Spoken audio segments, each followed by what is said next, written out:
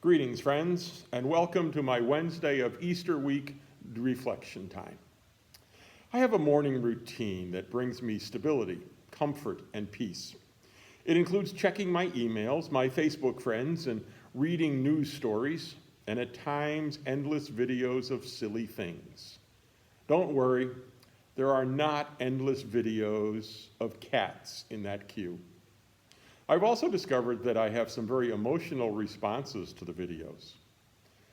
I've come to love those interesting and elaborate engagement videos alongside the wedding ceremony and the reception videos. And I pray that those couples find endless decades of love and joy beside each other. This morning it was a 7-year-old who was his father's best man and the accompanying speech at the reception. It was just the right mixture of humor and appreciation. I thought somebody had to have written that speech for the kid, but he delivered it flawlessly.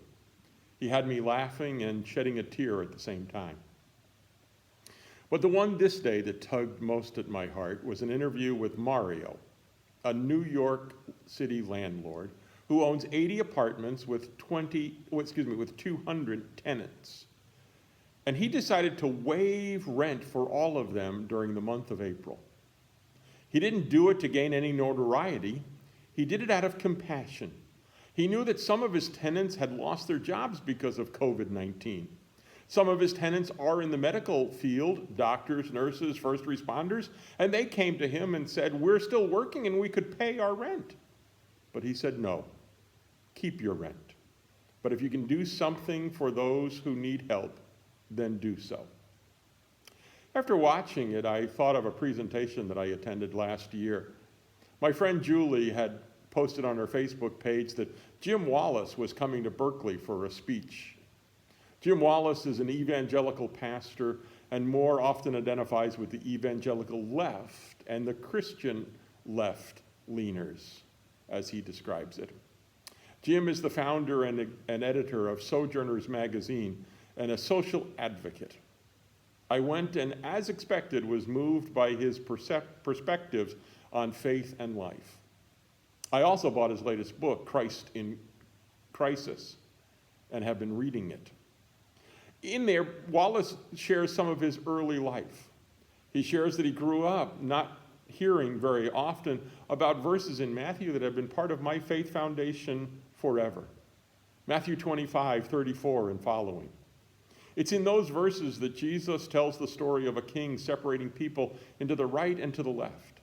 To those on his right hand, he welcomes them into the kingdom because they had fed the hungry, clothed the naked, gave drink to the thirsty, visited the sick, and welcomed the stranger.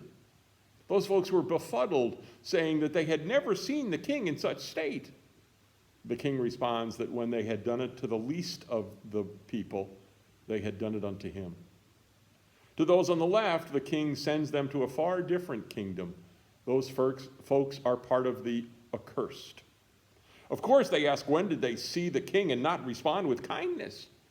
Here the king simply says that they did it, since they didn't do it to anyone, and not certainly to the least, they didn't do anything to help the king. For me, that section of Matthew has been crucial for my life and me. The challenge from God is to care for others, even if it means I must sacrifice something of my own. Jim Wallis says he began to hear those words from Jesus as Matthew records them, and life changed for him as well. He suddenly understood the need to care for the hungry, the lonely, the lost, the thirsty, and the homeless. He began to focus on the needs of those in his neighborhood, and in the words of Martin Luther, began to see them as Christ in need, and that he, Jim, needed to respond with kindness and help, to be Christ in return. I thought of all of that as I listened to the interview with Mario, who felt it important for him to sacrifice some of his life so that others would be cared for. His rental income was, as he said, irrelevant when compared to the value of human life. What an incredible statement that is. Now, as you know, I came from New York, not from New York City where Mario lives, but further out on Long Island.